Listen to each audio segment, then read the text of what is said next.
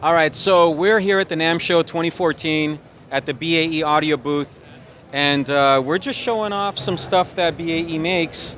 It's older stuff and newer stuff sort of combined, and you can see what we have here. We've got preamps. Oh, I'm Avitas. I'm Avitas Kefedjian. I have a company called Avitas Audio Electronics, and I help out BAE with some of their designs.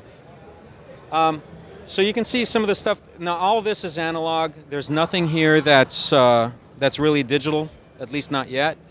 So a lot of the stuff is representative of some of the older circuits from the 1970s.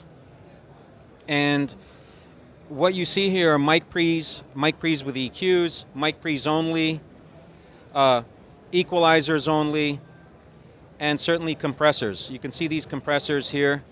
We're very proud of this. This came out, what, about a year ago? Year and a half? Right. About a year ago? One of the biggest products right now. Yeah.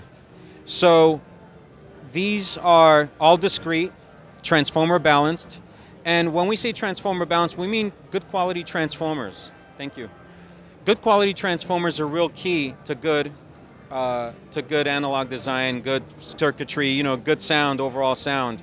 You can have good and bad in everything. You can have good Class A, bad Class A, good transformers, bad transformers. So with us, high quality transformers, point-to-point wiring also in some of the circuitry is very key to how we do it.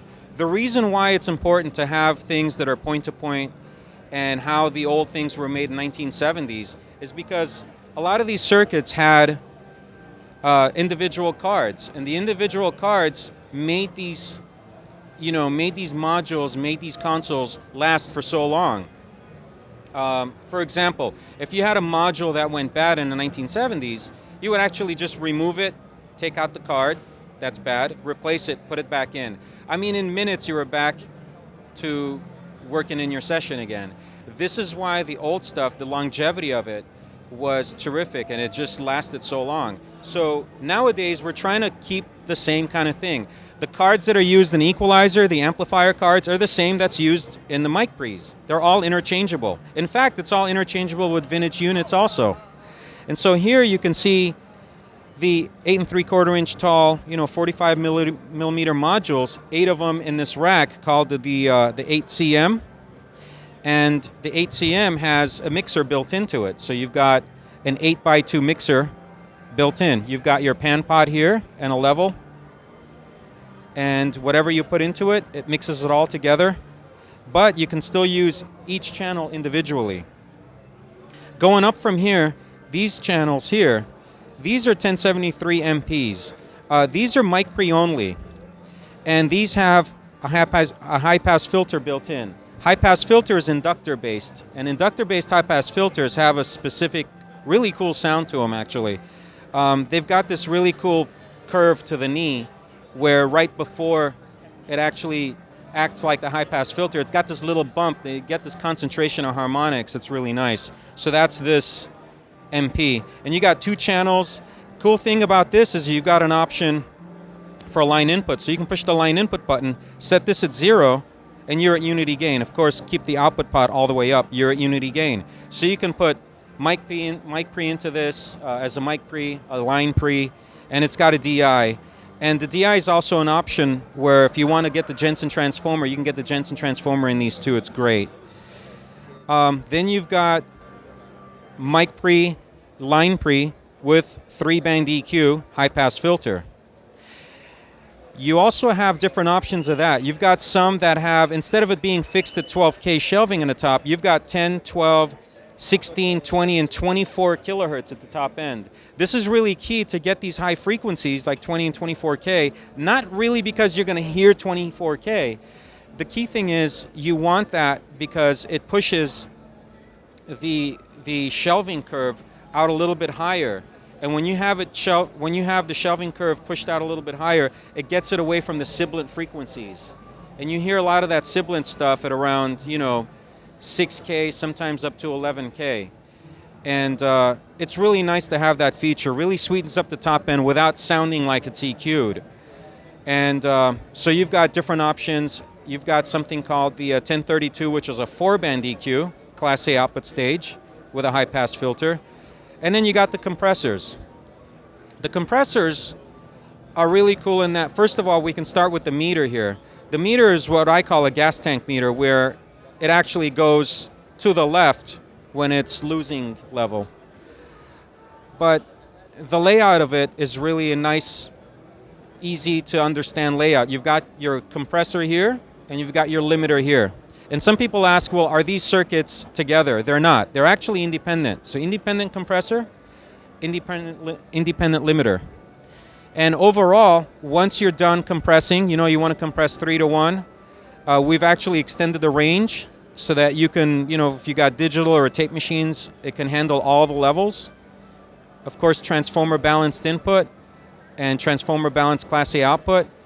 So once you lose your level, here's your gain makeup in 1 dB step. You can make up for it all right over here. So it's a really nice, easy to use layout. And if you get them in stereo like how it is now, simple RCA cable in the back, connect them together, hit the link buttons, and you got them connected in stereo. And then the 500 series stuff, the 312As have been around for a long, long time, and it makes and it uses an op amp that I actually manufacture for them. So that's a 312A. It's really the epitome of a simple, discrete op amp designed, Jensen transformers, no capacitors in a signal path.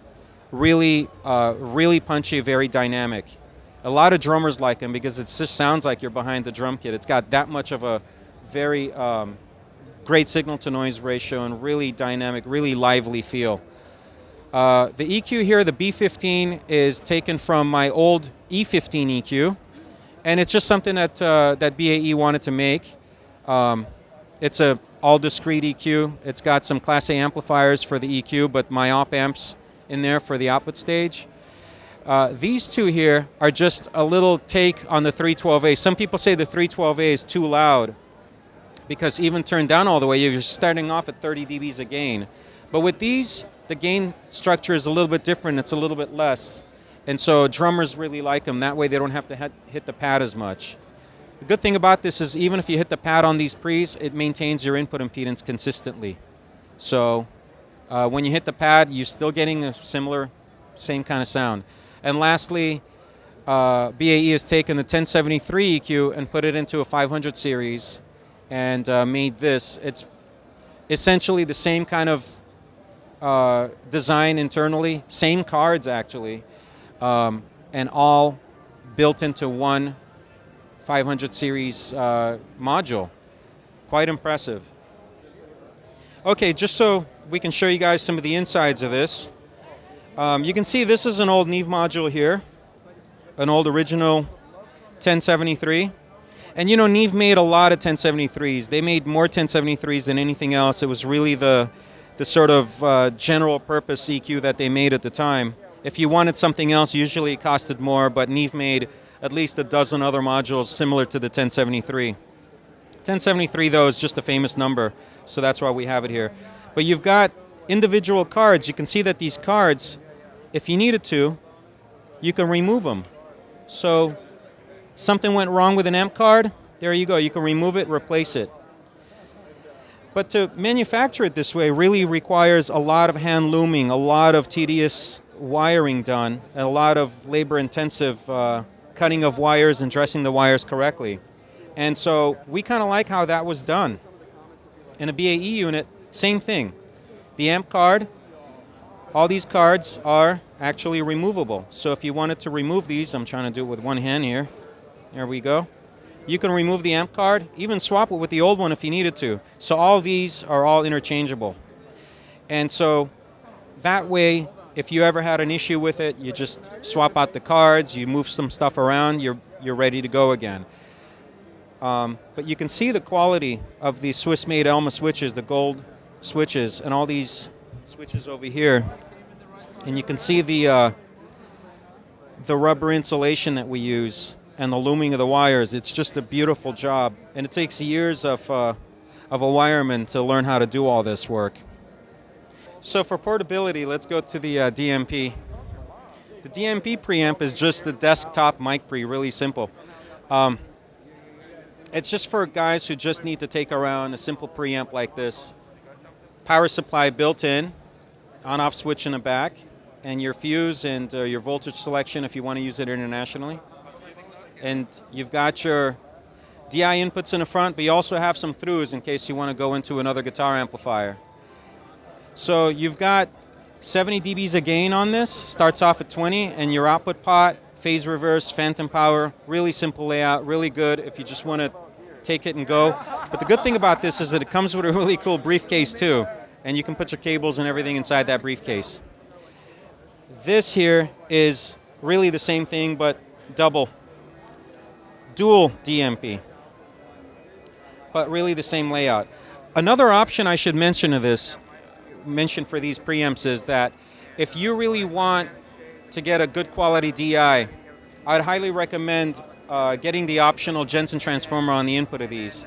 It really does make a difference. It makes the DI, sets up the input impedance really well. It's 150 k ohm input impedance, really good for a lot of instruments. Maybe not for piezo type instruments, but really good for just about anything else.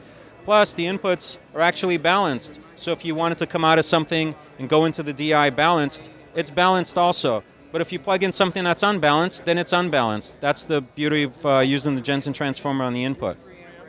All right, so thanks for stopping by, and if you guys have any questions, call up the guys at BAE Audio. Thanks for your time. My name is Avitas Kafedjian. Thank you.